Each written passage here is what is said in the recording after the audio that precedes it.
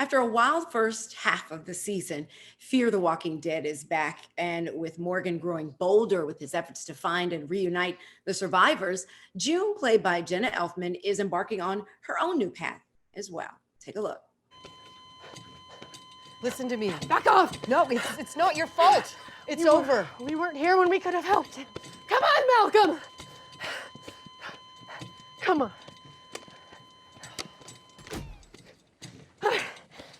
June. No. June! I will warn you, I am a huge fan of the Walking Dead universe.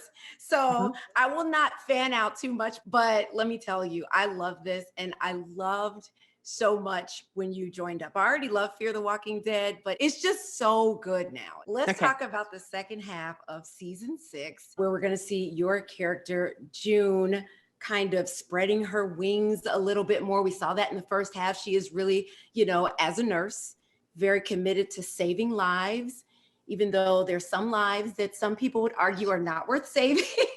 Yes, it was definitely not an easy decision to let Ginny live. It was not, and it's maybe not one that June's had second thoughts about doing. Yeah. Since John kind of took the other fork in the road, the second half of the season is going to be pretty intense. I have to say, people better get ready. I know you guys are sworn to secrecy, but talk about what we will see in June's journey in the second half of season 6. You're going to see a very new June. The lioness is going to come out and she's going to be transformed, much like 2020 has done to all of us. When I look at when I first joined the show in season 4, so broken, loss of her child, and the guilt of the downfall of the FEMA shelter she was in, and, to then find love, then to kind of blossom again, experience some joy again, and find light in herself again, only to this season have that start to dismantle. I say this all the time. People who don't watch I love the whole zombie genre anyway, but people who don't watch The Walking Dead will say to me, how do you watch that? It's just so, it's these zombies. I was like, it's not even about the zombies.